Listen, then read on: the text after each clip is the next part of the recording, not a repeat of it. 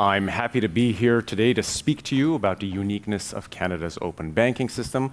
Thank you very much to Finance Montréal for giving me this opportunity. Before I hand it off to our great panelists who will dive deeper into this, I'm thrilled to be back in my hometown. I've spent a lot of time reconnecting with friends and my parents, who I still struggle to explain what it is I do for a living. And as I was being driven around in my Uber, I couldn't help but marvel at the amount of change that Montreal has gone through since I left. Everywhere I looked, I saw buildings going up and cranes everywhere. And I couldn't help but draw a parallel between the roads of Montreal and open banking, in the sense that it feels like it's always under construction and everybody has an opinion on how to fix it. Now, back in May, we were lucky enough to have the first round of legislation introduced and passed in Canada. It set out some of the fundamental features of our open banking system. Number one, who will enforce the rules? Number two, what scope of data will be included in the system? What type of information will participants be able to exchange? Now, that came on the heels of many years of lift between the industry and stakeholders.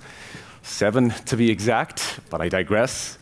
And the panel behind me will talk about how all those reports, those consultations, those working groups led to what is today a unique open banking system in the world. But before that, allow me to chime in with my 2 cents. In fact, I've identified 4 points that stick out to me with respect to how our system is unique. The first one is with respect to the amount of change that's happening in the fintech or financial policy sector in Canada. Now, open banking typically gets most of the media attention, but in the background, there's so much happening. Take payments, as the panel before us was mentioning.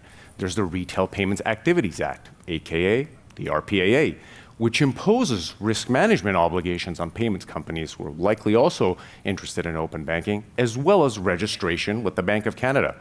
Now, if you have any interest in moving money, if you're a company that does that, and this is the first time you hear about this, I suggest you leave, go downstairs, talk to the Bank of Canada. They have a booth downstairs. But it speaks to the volume of change that's happening. And when you couple that with privacy legislation change, which actually empowers consumers to be able to move their information around, expansion of membership into Payments Canada, which is the precursor to having access to payment rails to actually do something with the data, as well as the real-time rail projects. You take a step back and you realize there's so much change happening in Canada in terms of our fintech policy. So that's the first defining feature of what's unique in our open banking system, the backdrop in which it's developing. And speaking of backdrop, another interesting factor is the policy objectives that's led us to all this work. You know, it's no secret that we're not the first at this. I don't even think we're a fast follower at this point. We're just a follower. That's okay. I don't think anybody has really gotten the hang of this. Everybody's still working on it. But it allows us to have a bit of a benchmark, a comparison to look at. But when we do that, we've got to be very careful as to what we import to Canada, because the policy objectives of every country differ. I'll give you an example. Take the UK, which is often seen as one of the first to be introducing open banking, a stalwart to be followed. But the policy objectives that drove the introduction of that system differ materially with what we have here in Canada. That system came on the heels of an investigation by the Competition Markets Authority into competition in the retail banking space. And what they found was 9 banks, eventually dubbed the CMA9, being an impediment to competition. And so one of the measures to address that was open banking. So that's an important policy distinction that we don't have here. Another example is Australia, or as I like to call it, Canada with more snakes and better weather.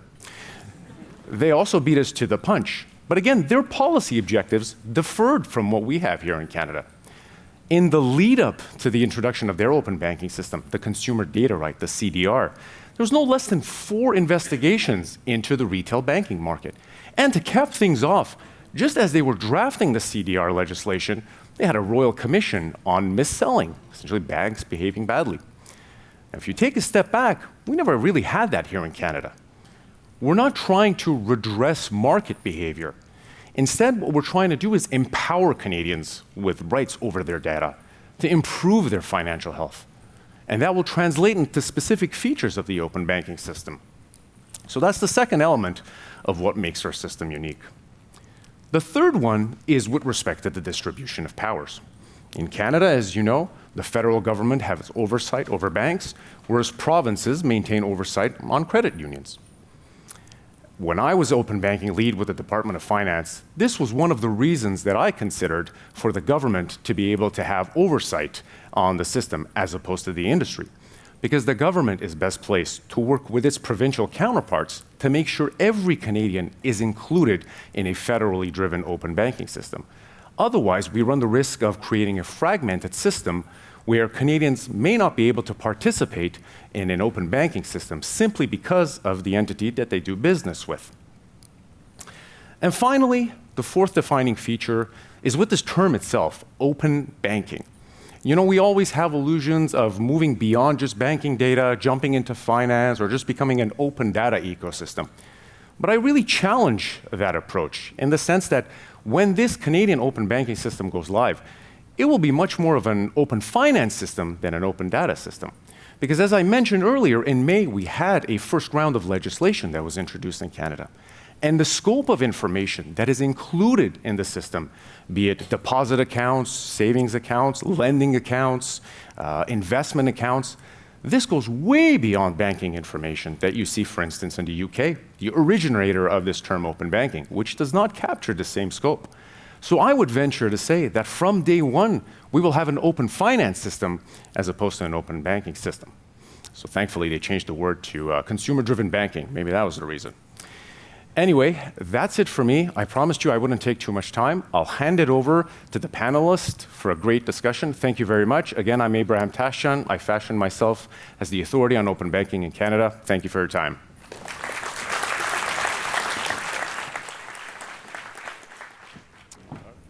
Je m'appelle Corey Davis. Je travaille pour BMO.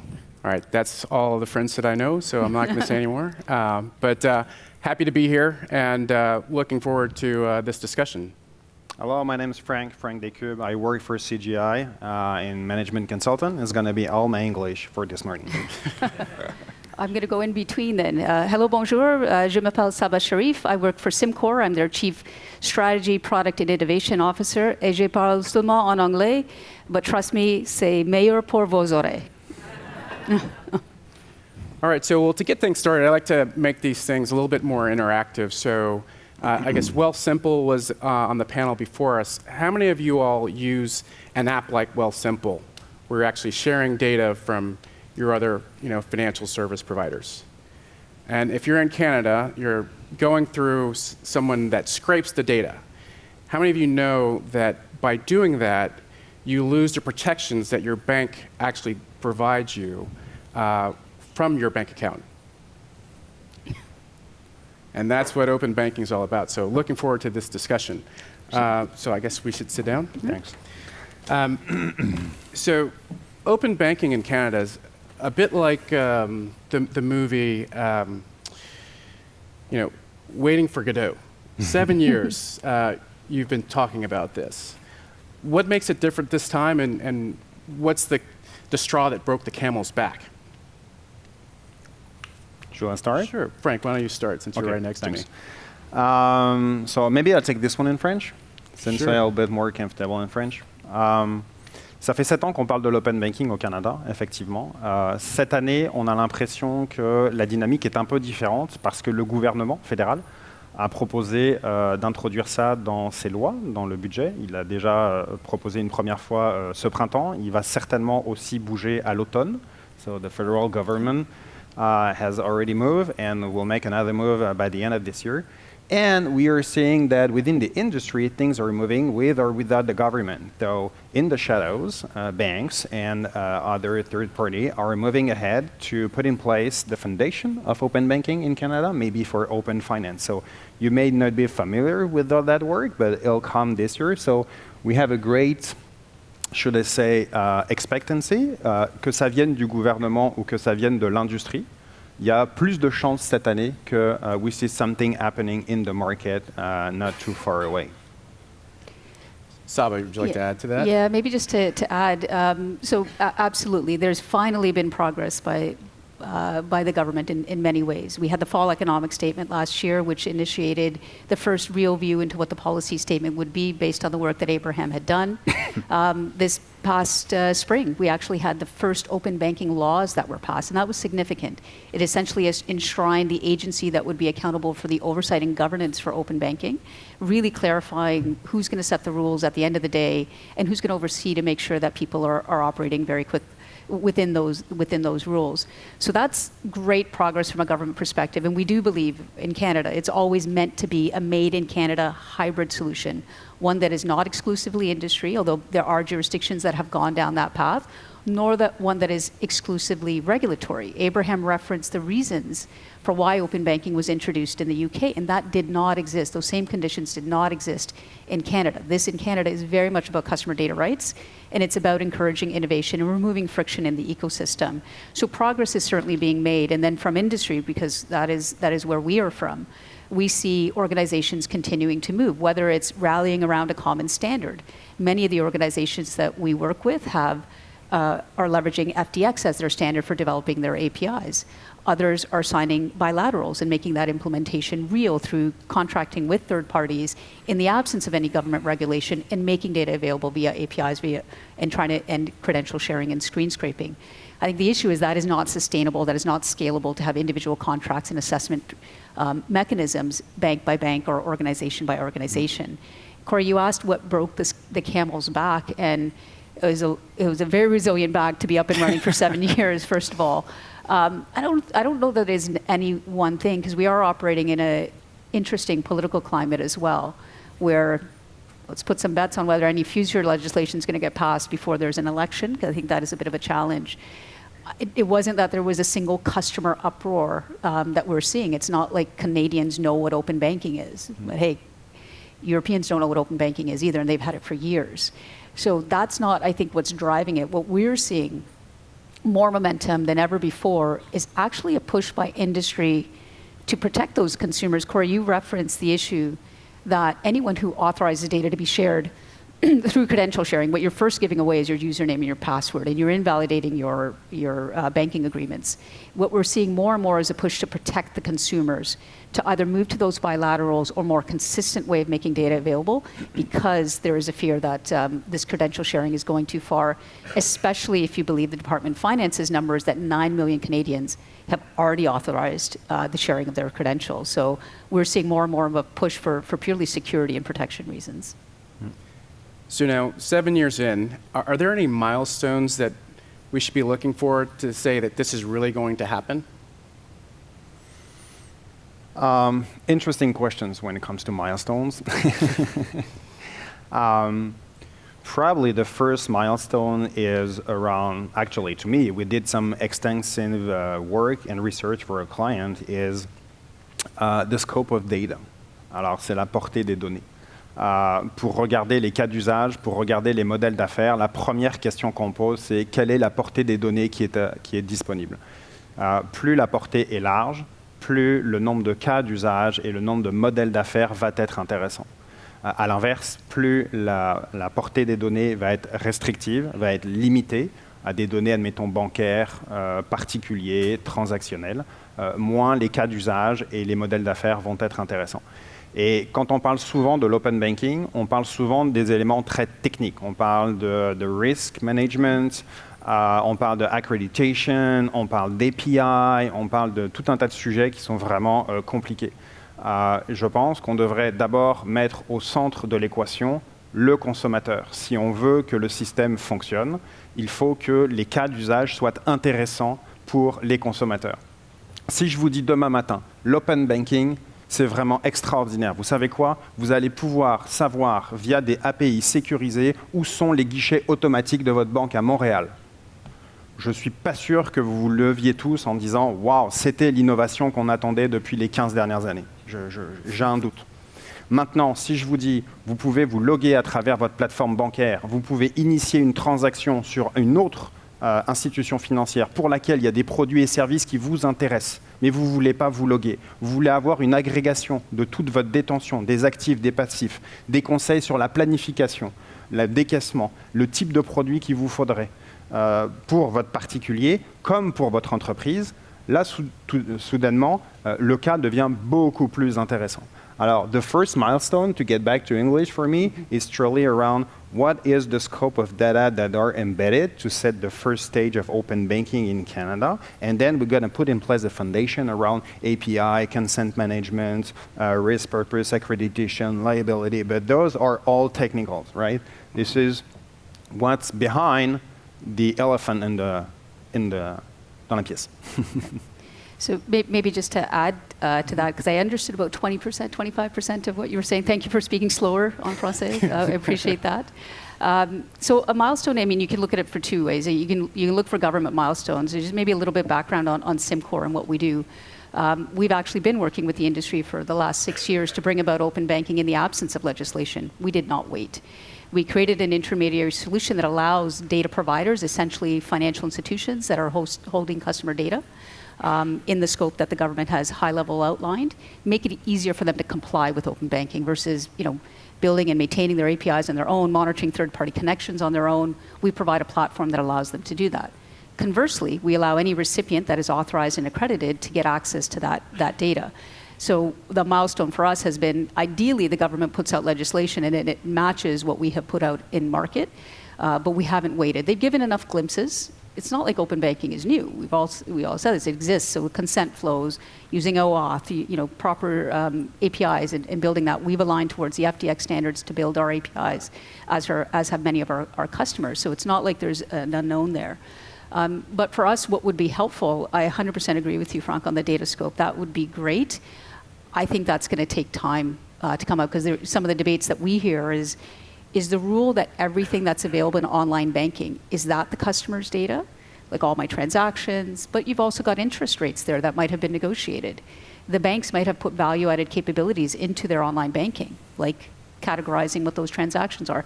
Is that a customer's data? So there is complexity there. So having any further clarity on what that could look like would be very helpful. But I think a second part is the accreditation. If we don't know the rules under which a third party can be authorized to get access to this data and get assessed, you're no better off than you are today, where there are no rules. It's all contractual, it's all commercial terms that drive that access.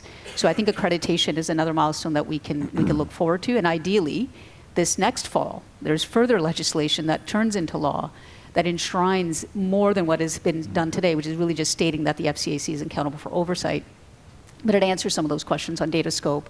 What are the accreditation rules? Who's liable and in what scenario?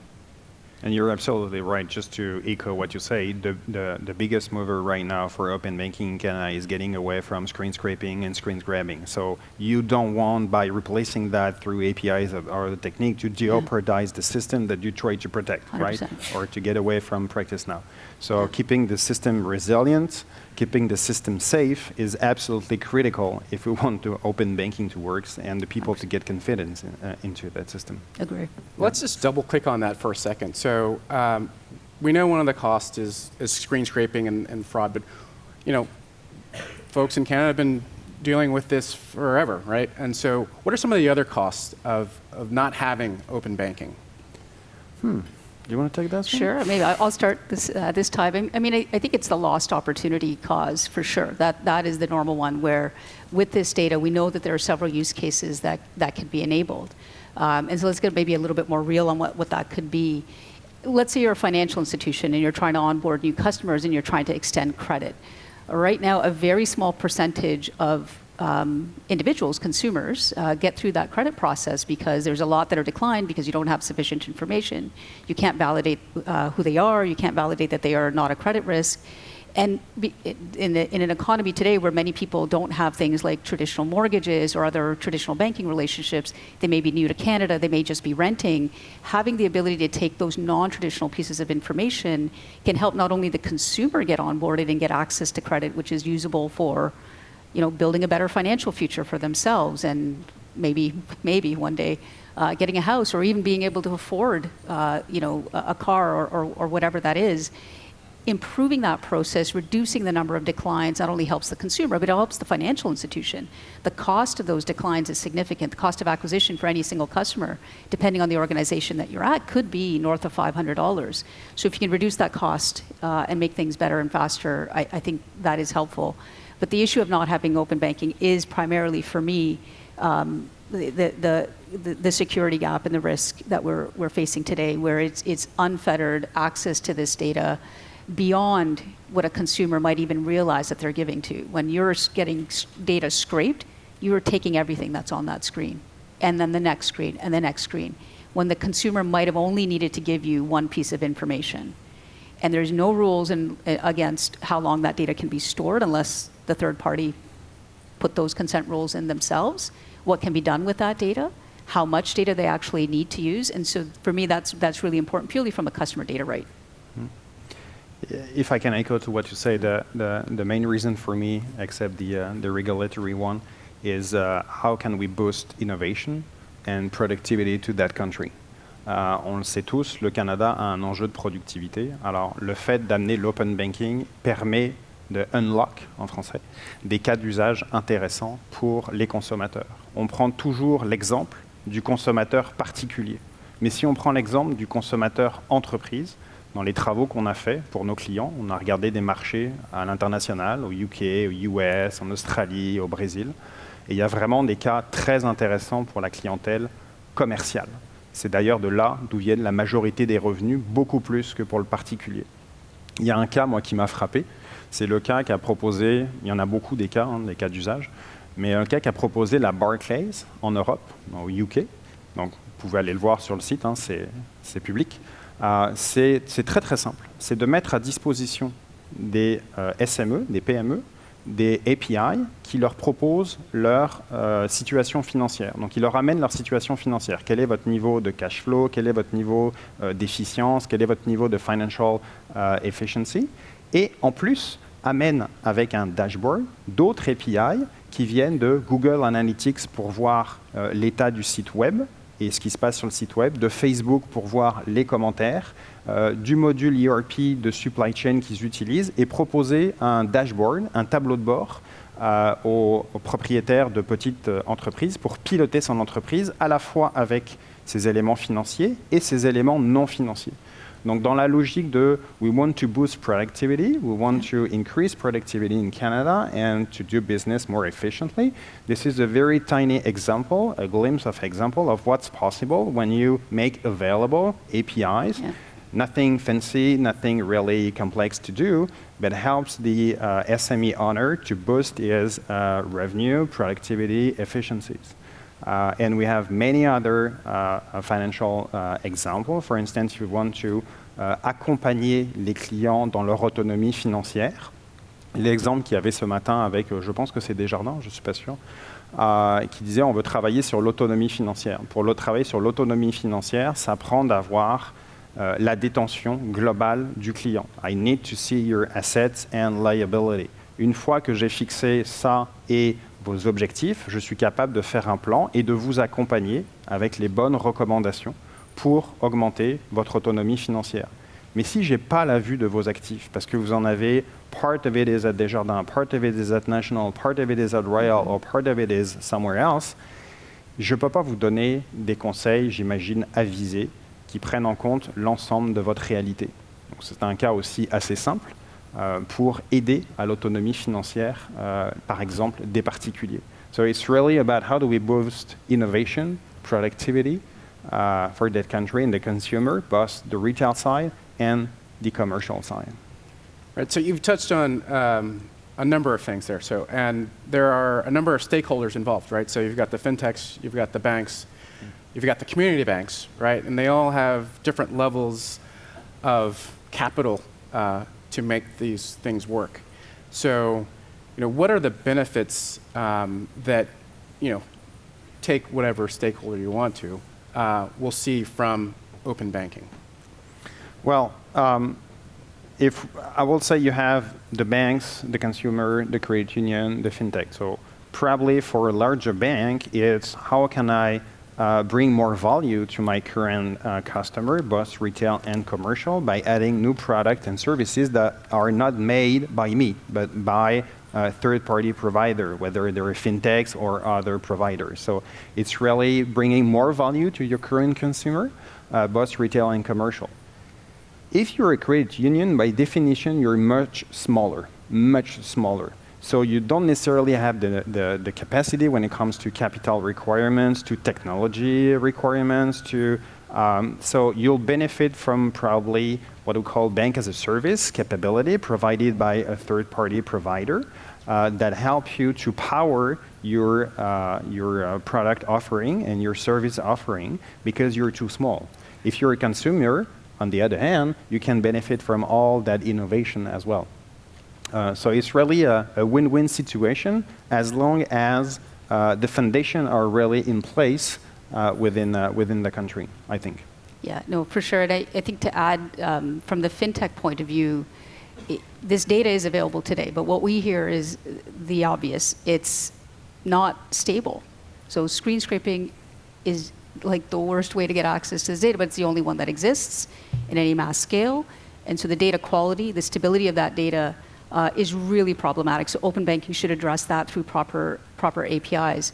And what that means is we hear from much of the fintech community that there are products that they have lined up that they want to bring to market. These are organizations that have very limited resources. By our estimate, there's about 750 fintechs in Canada.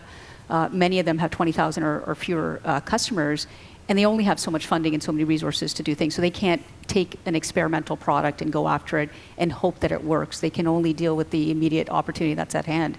And so their ability to actually have proper, stable, secure access to customer data that is standard, that is not, I get it this way from this organization, this way from that organization, can provide huge benefit to bring some of those innovative use cases that can ultimately enable Canadians and consumers.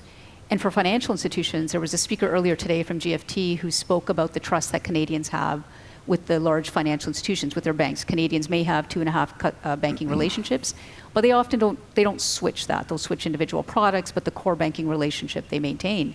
Despite that high trust, when Canadians were surveyed post-pandemic, one of the things that they said is they're actually a little bit disappointed in their bank in being able to provide them, especially in this economic climate, better advice, better guidance, which is something you referred to earlier, Frank, because they don't know how to best spend or save their money to optimize what they have or necessarily getting their products. So there's a dissatisfaction with the information that's coming back to that consumer. But if you had a view into all of their assets and liabilities across their various banking relationships, you could proactively provide that advice, because anyone who's banking knows that a customer who defaults on a mortgage, like that is the absolute worst situation you want.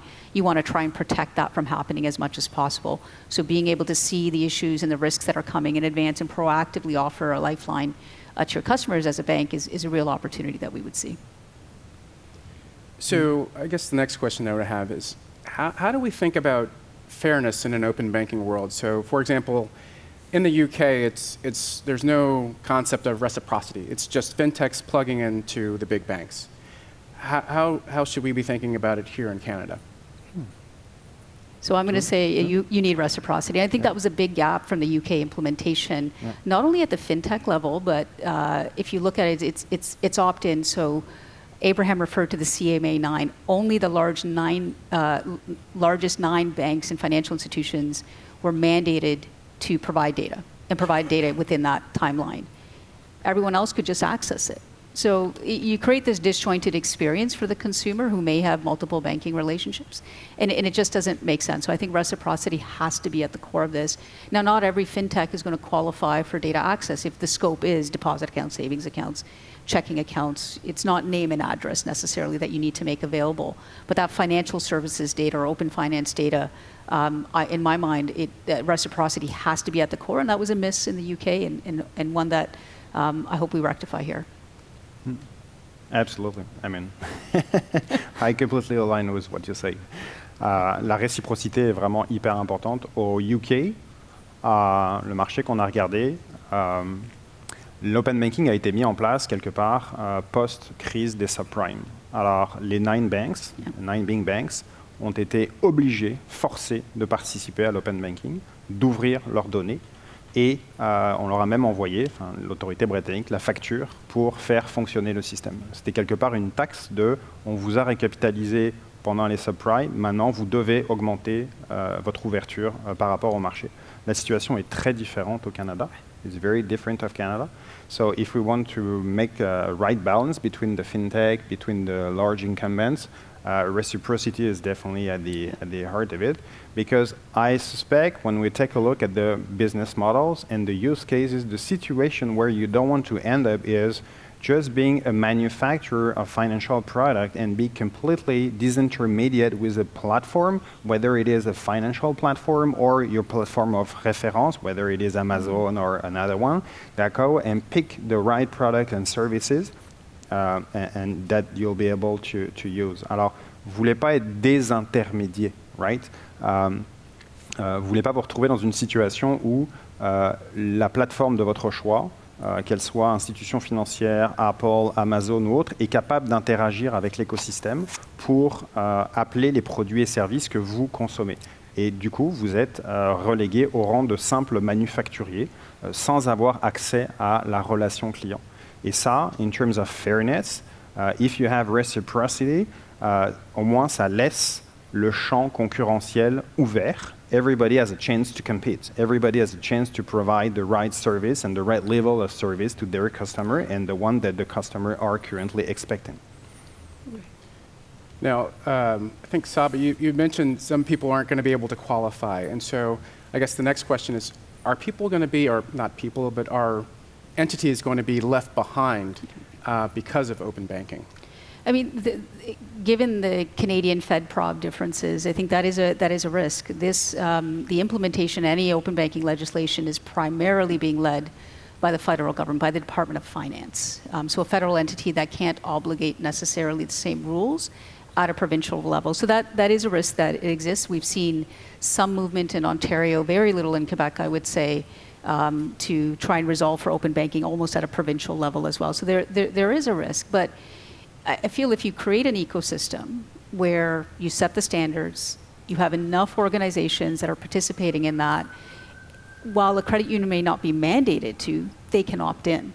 And so the opt-in option works, again, as long as reciprocity is included. So that's at a data provider level, any financial institution that wants to provide that data and use it to provide services back to their consumers. There's a risk that fintechs do get left behind, though.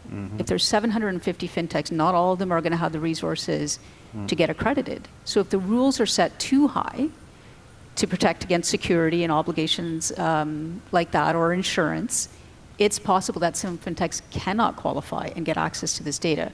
So there has been talk of the concept of both tiering, different tiers. If you're only accessing the data once, it's a limited amount of data, you only have to be accredited for a certain amount of security or protections. If you're accessing it more frequently, it's more sensitive data that attestation goes up. There's also the concept of sponsorship. Can organizations take on and pool the liability for some of the smaller organizations? And so I think those are going to be some important considerations, because there is certainly a risk that some of the smaller fintechs who simply just don't have the accesses and the resources can't actually take advantage of it. Absolutely. If you want to introduce fairness in the system, between the big players, between the small players, you need to take a look at the requirements. Otherwise, it's an entry barrier, easy to step up. So the barrier is so high that the smaller institution, whether they're credit unions or fintech or other third party, cannot comply. So you need to make sure that it ensures the right competitiveness of the market to be able to let the entry for open the entry for a smaller institution at the same time that you are protecting the system, because go back to square one, you don't want to jeopardize the financial system in Canada. So if the barrier is too low, I mean, you're gonna end up to the opposite, where maybe we're gonna have serious situation for a large institution that we don't want that to happen. So that balance is not necessarily easy, but the opt-in model for with a federal regulation and the ability to regional institution to participate in the system, I think is an interesting balance, interesting mix to articulate both the federal and the provincial level in Canada. So that raises another good issue. And how do we make sure that the wolf isn't guarding the hen house? So who's going to have oversight over the different levels? You've got accreditation, you've got time to speed to market, et cetera. Can we let that question for Abraham, please? Well, you've seen that the the federal government has appointed a financial consumer agency in Canada to oversight the entire system. I think the rules are not necessarily clear right now because we still have some precision to bring to accreditation system, to regulation, and maybe they'll come in the next weeks or the next months. But today, it's they picked the financial consumer agency to oversight it. I think that personally, that agency will probably needs new capabilities to be able to play that role, because today I'm not sure they're able to play that role on day one. Let's say if we say open banking start tomorrow, not sure it's going to work. So probably third parties will help them for accreditation, for setting the rules, for many different capabilities that are needed for them to be able to play that role. Yeah, for sure. And I think the FCAC being named, you have really two options, I think, in Canada. We could follow the UK model, which is establishing an entirely net new agency. They created the Open Banking Implementation Entity, which was funded by the CMA9.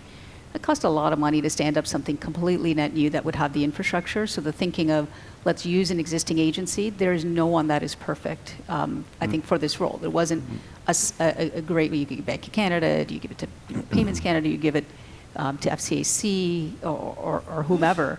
So there's work to be done. I think the point that Franck makes is that it's a neutral third party that is overseeing, setting the rules, working with industry, because that's going to be an important part. FCAC is very consumer focused. Now you got to work with industry and make sure that we understand the complexities of complying and working in an open banking ecosystem. But good that it is a neutral third party who sets the rules, who has input on a continuous basis from industry and continues to evolve things based on that. And if I can just comment on that, when we talk about Canada's unique open banking model, is when we take a look at the overseas market, is that we usually see the UK as being heavily government-led initiative. When we took a look at the US, for instance, it's a heavily industry-led approach. Here in Canada, it's kind of a hybrid model where the industry with some third party has already started to work on different things, while the government is also working, or has been working for many years now. And we are about to join to bring the system live, where part of the system will run on the industry infrastructure, and part of the system will be oversighted or run on the government side. So it's really kind of a hybrid model that is very unique. You don't see that happening a lot overseas. Usually it's very whether government run, where they detail everything, or industry around few big players that are setting up an ecosystem like we are currently seeing in the US. Got it. And so we've heard about data breaches across a number of industries. I think I even got an email that said my social security number was found on the dark web. So with open banking, who owns the liability if your information gets out there? Or who should own the liability? We're not making the laws here. I mean, the liability has to flow with the data. If I've authorized, even today, that's true. The liability is technically now with the consumer once they've decided to give that to a third party, open banking or not. So ultimately, that is the third party who now has access to that data and is using that data is liable. So hence why something like accreditation is so important in understanding what that is and making sure that we have the right bar being set and monitored on an ongoing basis. Other jurisdictions have looked at things like insurance pools or liability pools to try and mitigate the ability for everyone to participate. But if I'm authorizing my data to be shared and used at a third-party app, it naturally goes that I've made that decision, and that now entity that I've given that data access to should be accountable for something going wrong with that. And that's why something like open banking is so important, because it not only sets the technical of how that will happen, it sets things like liability rules. It even talks about disclosure, like how much information do you need to put in front of the customer. It talks about the consent flow, making sure that that is consistent, because the worst thing is I'm authorizing one set of data one way and it's slightly different the other way. What's right, what's wrong, is it confusing? So that type of standardization is really, really important. And if I can, absolutely right. Usually the responsibility follow the data. However, there is a difference between the law and the perception. There is a bias, en français un biais, même si vous êtes assuré, même si la responsabilité suit la donnée, donc admettons la data breach vient du third-party provider et pas de votre première institution, lorsque ça arrive, pour qui est-ce que vous tenez responsable de cet événement? Peut-être que l'institution primaire va dire c'est pas moi, c'est le third party, mais pour le consommateur, il fait affaire avec l'institution principale. Alors il y a probablement un écart de perception entre ce que la loi va dire, responsibility follow the data, mais quand ça arrive dans la vraie vie, est-ce que le consommateur va tenir responsable la fintech ou le third party ou l'institution primaire avec laquelle il fait affaire? Ça, c'est une vraie question. Yeah, managing the consumer, this I think is absolutely right. It's going to be difficult. And in some ways, how that's handled is, consumer typically goes to the largest person in that ecosystem. They're going to go to the bank. They're going to go to the financial institution. And so there's jurisdictions who looked at making the consumer whole up to a limit, so not only the liability being set, but also the amounts that are being set, having a dispute framework that says, okay, the bank's going to make the consumer whole while we do an investigation to see which party was actually at fault and deal with it that way. So those are some of the complexities that you really have to get through if you want this to be a proper working ecosystem. So it leads to probably we need to invest a lot of education, information, make the public aware of how the system works, make the rules not too complicated for most of the people to understand them. Otherwise, you lead to misunderstanding, for instance, which could be very, very serious. So I've been told to watch the clock. Apparently, they thought I was 6 foot tall because I can't see the clock. But I do want to make sure that we get any questions from the audience. So I'll ask now. If you want to raise your hand, we're happy to field any questions. Awesome. Yeah, sure. Hi, thank you very much. That was probably one of the most concrete examples of something happening in this field. You seem to be discussing items where people would actually ask their bank to share information with someone else. It looks like a bit of a peer-to-peer model where one app shares with one bank.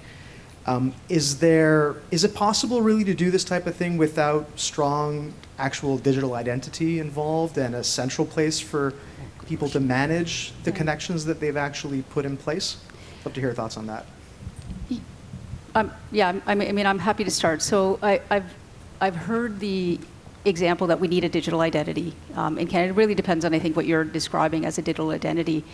At the end of the day, if through open banking, because it happens in the UK without a central digital identity, by the way, it's me authorizing a single institution. What they did start to do is actually obligate those financial institutions to provide like a consent tower, essentially, so that you can still manage all of your authorizations. So an easy way for me to say, yep, I'm giving access, or no, I'm now declining access, that needs to be provisioned. Now, in our minds, that's a lot of work that has to be done by individual organizations.